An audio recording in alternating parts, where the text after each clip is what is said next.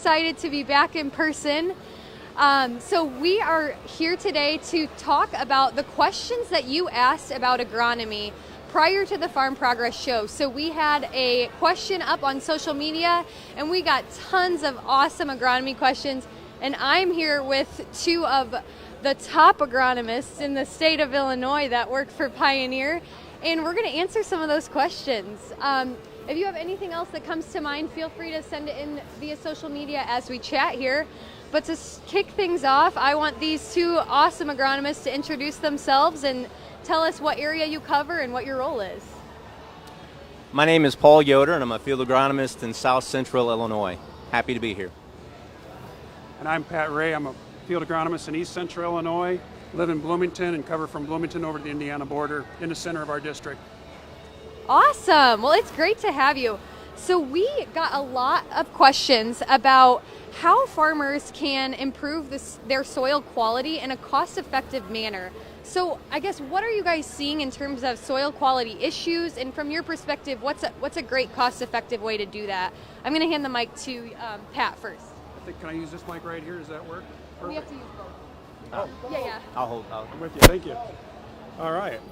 Two mics. Perfect. Well, thank you. I really appreciate the opportunity to talk today. And by the way, just for the record, Paul here is the best agronomist in Illinois. But as far as soil quality and some things that we can focus on there's a lot of different things that we've focused on over the years with soil quality. One big thing is pH, and that's one of the things that most farmers tend to aggressively tackle first, is addressing that pH. Drainage is a big deal when it comes to productivity, and so we have a lot of tile drainage here in Illinois, especially in our area in East Central Illinois. That's important to quickly getting the soil in shape and being able to plant earlier, being able to take advantage of our good quality soils here that tend to get oversaturated, especially in the spring. Yeah, we're playing a little mic shuffle here today, but thanks for bearing with us. So another one that a lot of people have asked about is for a tar spot update. So what are you guys seeing, and what do you recommend if people are seeing heavy pressure? Fill in here anytime, Pat. And I'm still blushing from what Pat said. It's obvious that I don't know if you can trust him with that kind of a comment, because he's without a doubt the best. But long story short, tar spot is here in our area. As most of you probably know, we found it first in Illinois and Indiana in 2015. In 2018 in northern Illinois, it really hit hard. For my area, I didn't necessarily tell you, my geographical area is basically south of Champaign to Effingham, over to Terre Haute, and back up to 74. So for me, normally I don't see tar spot these last few years until about this time frame. This past year, given the weather that we've had, the amount of leaf wetness, which tar spot needs about 7 hours of leaf wetness, as well as cooler temperatures, which we've had at nighttime, I've got some pockets in my area where the tar spot has just exploded, even into early May.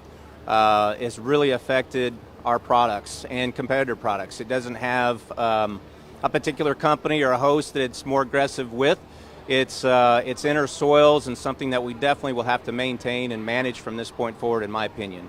The biggest concern, I guess, that I have for growers going into the fall harvest is if you haven't been out in your fields, and especially if you haven't sprayed your corn this year with a fungicide, I strongly encourage you to do so, given the fact that tar spot in particular can really take a crop in about 7 days. It replicates, and given the temperatures and the rainfall that we've had, you may find that stock quality and overall ease of harvest may be dwindling pretty fast given the weather that we've had. Yeah, I as well. I'm north of Paul, by the way, as far as in our district goes, and so Paul's just south of me. And I as well saw it quite early this year as far as tar spot goes. And the one thing that I'm pretty excited about, though, as it relates to tar spot is, yes, it came early this year. Yes, it's definitely going to be a problem, especially those untreated fields. I've been in some fields without fungicide this year. There's not very many of them. A lot of our fields have gotten sprayed this year on corn, and so that's the good news. But the fields that haven't been sprayed, or those edges of the field where there's high lines and different things that airplanes have to navigate around and maybe don't get the coverage on as well, those spots are kind of lighting up pretty big and bad. The one thing that I'm really excited about, though, when I look at our own lineup, the Pioneer corn lineup, I don't see a lot of necrosis on the plants with tar spot in our lineup. So you see the black tar spots on the leaves, and what you want to watch for is where that yellow necrosis forms a ring around the tar spot itself. We've got really good stay green in our lineup and the majority of our hybrids, so they handle tar spot really well, and that necrosis isn't forming. And then where it is a problem is where that necrosis forms together and it takes over the entire leaf. You lose that solar energy capturing power of the leaf, and then you can no longer fill the grain like you want to this time of year. So I'm a little bit optimistic, even though the disease was early. We really used some good fungicides this year. Approach Prima is an excellent fungicide for tar spot. And with all the acres we've sprayed, even with heavy pressure from this disease, I think we're going to be in pretty good shape, but it's one that we're going to watch for the future. In the past, gray leaf spot, northern corn leaf blight would have been the two main diseases we always scouted and watched for. Tar spot's one that we're going to have on our radar going forward, as well as southern rust. Hold on to that. So then we got quite a few questions about, N applications and what's best. Is a split application. What do you recommend around nitrogen applications for folks who are looking to push those yields? I can start there, and Paul wants to jump in. So, question regarding nitrogen applications. So, I've had a pretty neat career. I worked for FS Mark for 10 years. I worked for the Iowa Soybean Association on-farm network for 11 years. And I've been with Pioneer now for a little over 5 years. And so over that 25-year career, I've really had an excellent opportunity to study nitrogen and understand some of the different dynamics. I think the one thing that I would recommend when it relates directly to nitrogen is we don't plant one hybrid across our entire operation. We usually diversify with at least 3 to 5 or more hybrids. And but when you talk to a lot of farmers, they use one nitrogen program across 100% of their acres. It might be mixed up with different forms of N, different timing, different placement. That's good, but there's always a weakness with every program. And so I would highly recommend that farmers consider diversifying. They put their acres into different buckets. They treat, their well-drained acres with one program, maybe their poorly drained acres with another program, their transitional type acres with a third program. So if you had 3 different nitrogen programs that really took care of some of those risks that come with each of the different options when it comes to nitrogen, that'd be really good. As far as this year goes, we definitely have some nitrogen loss in this area. Unlike the western corn belt that's gone through a pretty significant drought in Iowa and Minnesota and the Dakotas and Nebraska, in my area in particular, right around McLean County and Bloomington, we've had some really excessive rains. Anytime you get those excessive rains, you're going to have some loss. Fortunately, those rains came late in the season, so our spring rainfall was pretty average, I would say. We didn't have a lot of excessive rain at that point, so we didn't flush a lot of the nitrogen out early. But late season, we did lose some nitrogen, and as a result, we're going to see some fields that come up short. It's going to, maybe there's some expectations that are pretty high. I think once we get out in those fields, because of some of the nitrogen shortages, we're going to see some of those expectations come down just a little bit in that regard. I still think we're pretty blessed in this area, though, but you will see some loss as a result of shortage of nitrogen this year. The only thing that I would add, Pat covered that really well. The only thing I would really add to that is nitrogen is a big factor for corn, right? And the biggest thing that I have learned, I guess, since I've been with Pioneer is working with granular agronomy. I've got a few CSAs that I work with, and the nice thing that package can offer you, if you have concern with your nitrogen and where you're at, is basically enrolling your farm into those acres, and they would be able to tell you, how much nitrogen we have lost. Because over the last few years, as Pat mentioned, we've received a lot more rains, but the rains that we received are heavier and a lot more of it, which will flush a lot of the nitrogen out. So that would be the only thing that I would add on what Pat's already said. Sorry. All good. Okay, so we've talked a lot about corn. Let's switch over and talk about soybeans. So, a lot of folks looking to push their yields on soybeans. So what's your key advice in a nutshell on those who are looking to push for higher soybean yields?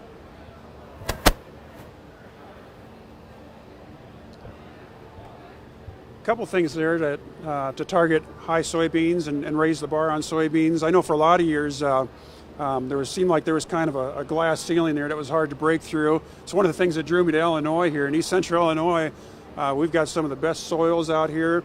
The soybean yields are pretty impressive to start with, so it's a little bit challenging to raise that bar. But in the 5 years I've been here, the one thing that I found is moving up that planting date. So it used to be, a lot of the beans went in May. We see beans going in a lot of times the first or second week in April now, and we're seeing some big dividends being paid for that early planting. So that's number one. Obviously controlling your pests, your weeds, your insects, your diseases out there is huge.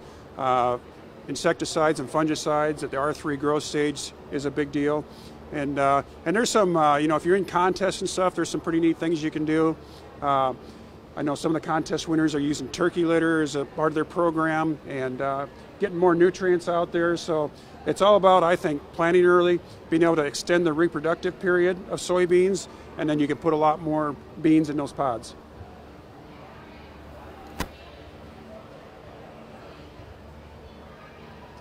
Awesome. So now we're going to switch to a more lighthearted question. So we have a lot of farmer followers, but we also have a lot of followers on our social media handles who are up and coming farmers or the next generation. So we had someone ask, what's the best advice for someone who wants to become an agronomist? What would you tell them to study in school? Where should they go?